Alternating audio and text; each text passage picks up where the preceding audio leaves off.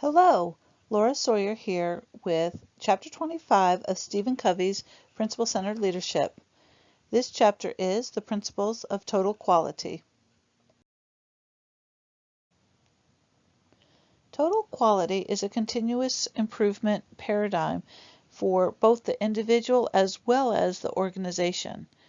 Quality begins with an understanding of our stakeholders' needs and expectations, but ultimately, this quality means that we are meeting or exceeding whatever those needs and expectations are.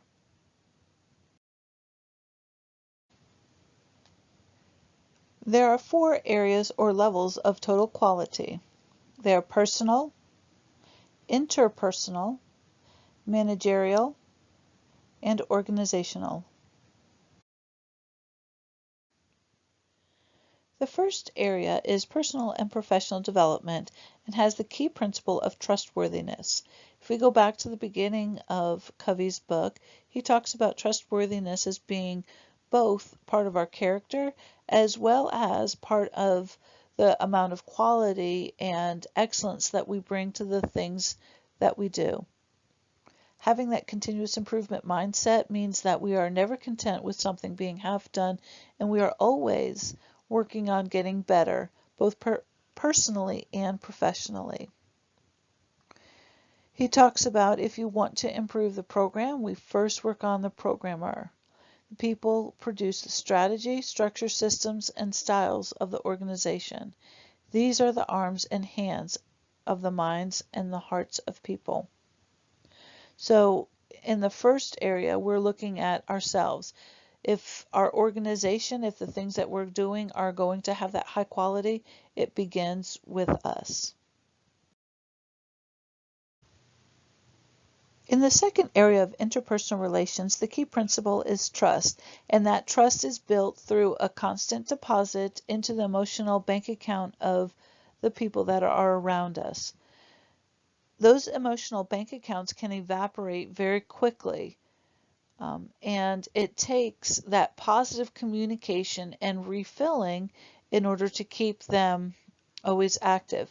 If communication doesn't take place, people begin to tap into their memories and into their fears and spin off into negative scenarios and then start making decisions and plans based on those negative scenarios, which may just exist within their own thinking. It's not even present.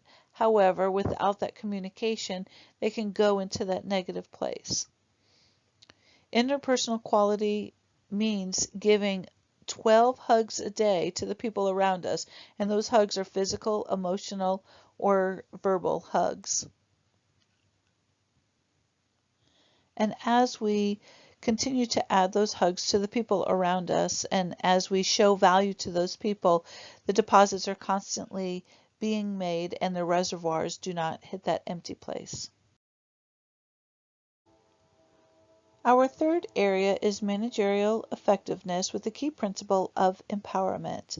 And this is basically nurturing our win-win performance and partnership agreements, making sure those agreements are still in sync with what is happening within that person and what is happening within our organization. This win-win thinking creates teamwork within our group. When we look at what is happening within our organization, a lot of times we look for breakthroughs. And that breakthrough thinking comes not from looking through our glasses at the work before us, but from taking off the glasses and examining the lens, which I thought was a very interesting perspective that I'd heard before. In this case, though, he relates it to the differences between management and leadership. That management looks through glasses and does the work, but leadership looks at the lens and says, is this the right frame of reference? Management works within the system to make them work. Leadership works on the systems themselves. And he is very quick to add that leadership and management, effectiveness and efficiency are both necessary within our systems. Our fourth area is organizational productivity with the key principle of alignment. In this one, we take an a proactive stance in leading our organizational continuous development. And we do this by gathering feedback from the stakeholders that are invested in this organization.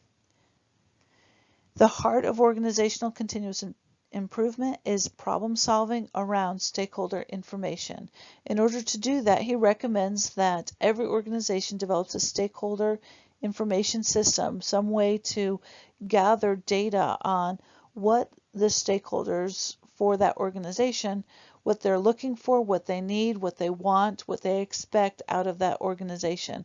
And by taking that feedback, we're able to then feed that back into the organization and just give feet to that improvement that the organization, that continuous improvement that the organization is looking for.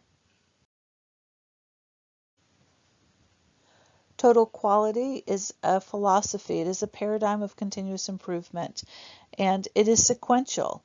We must have it personally in order to get it organizationally. There is no shortcut. There is no fast way to it. You cannot have organizational quality without it being within the people themselves.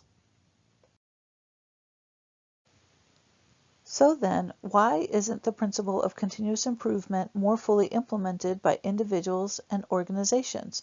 He gives us 3 reasons. 1, they may not be hurting enough. Good may be good enough without going that extra mile to quality. They may not be losing customers or money, so good might be good enough for the time being. 2, they may not want to change, and we all know that change is difficult. How will we attract the quality people? What programs are needed within our organization, and how will we fund those? There's a lot of decisions that change brings along with it, and sometimes that's difficult for an organization or a leader to go through. And number 3, quality is not, or is actually thought of as a program or a department and is not fully integrated into the fabric of the company.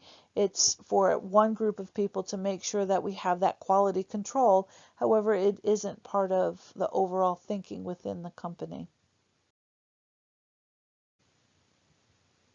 However, the principles of total quality are timeless. They include faith and humility, hope, industry and testing, constancy and consistency, predictability, continuous improvement, feedback based on measurement and discernment, and virtue and truth in human relations. As Covey ends the chapter, he describes that quality will give any individual or organization a long-term competitive advantage. And if it's in the character of the individual and in the culture of the organization, it cannot be duplicated by anyone. Thank you.